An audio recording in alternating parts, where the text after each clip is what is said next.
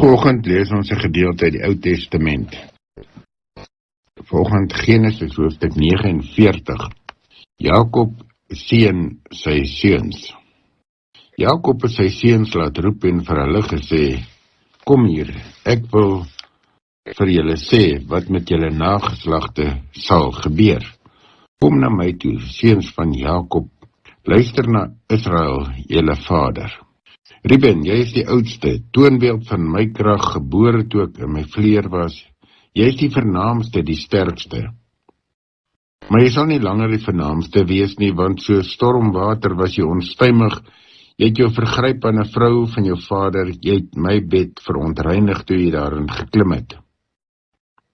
Simeon en Levi is die een soos die ander, altyd gereed vir geweld. Aan hulle beraadslagings wil ek geen deel hê nie, en hulle vergaderings wil ek nie kom nie, want koelbloedig het hulle mense vermoor. Roekeloos het hulle diere mishandel. Die straf van God sal hulle tref oor hulle geweldpleging, hulle onbeteelde drif, hulle sal uit mekaar gejaag word en Jakob versprei word tussen die stamme van Israel. Juda, dit is jy vir wie jou broer sal eer. Jy sal jou vyand onderwerp en jou broer sal voor jou buig. Jy is 'n leeu, my seun Juda, wat van die prooi af wegstap. Jy rek jou uit, jy gaan lê rustig soos 'n leeu, soos 'n leeumannetjie wat deur niemand opgejaag word nie. Jy sal altyd heers, jy sal aanhou regeer totdat Silo kom, die heerser aan wie die volke hulle sal onderwerp. Hy maak sy rydier vas aan 'n wingerdstok, sy donkie aan die beste wingerdstok. Sy klere so rooi soos wyn, sy koningskleed so rooi soos druiwesap. Sy oë is donkerder as wyn, sy tande witter as melk. Sebulon woon by die strand waar daar skepe is, sy oë is op Sidon gerig.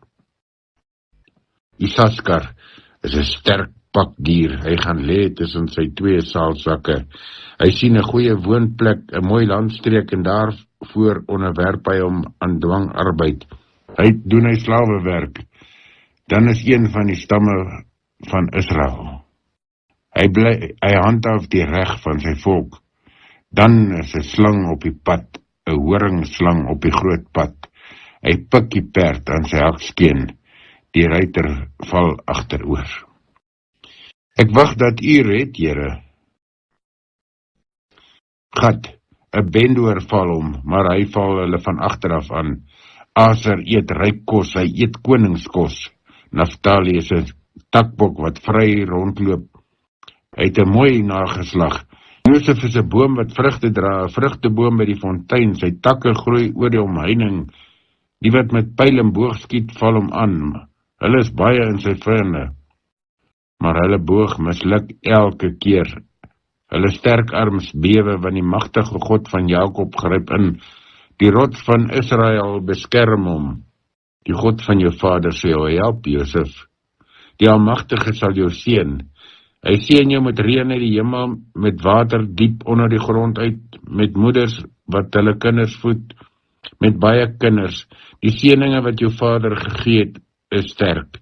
Sterker is die van die ou berge, as die kosbarehede van die heuwels, wat altyd daar is. Daardie seëninge kom op Josef, op hom wat die leier van sy broer sal wees. Benjamin is soos 'n wolf wat prooi verskeer. Vroeg in die môre eet hy byt, en die aand vang hy sy prooi. Dit is al 12 stamme van Israel. So het hulle pa met hulle gepraat toe hy hulle geseën het. Hy het hulle een vir een geseën, elkeen met sy eie seën.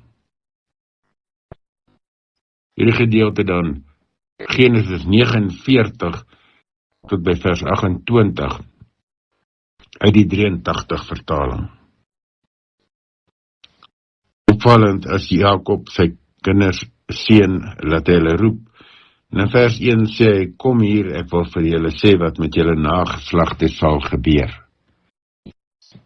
Hy wil hulle voorberei, van die God van Israel, laat vir hom die regte woorde sê. woorde wat mens nie kan uitdink nie. Net God alleen kan hom daartoe lei en bestuur. Mag elkeen van julle ondervind vandag beleef dat God almagtig is, dat hy ook vir jou die pad vorentoe wys, of deur jou vir iemand anders die pad vorentoe wys, en mag jy die moed van jou oortuiging hê om dit voluit te loop.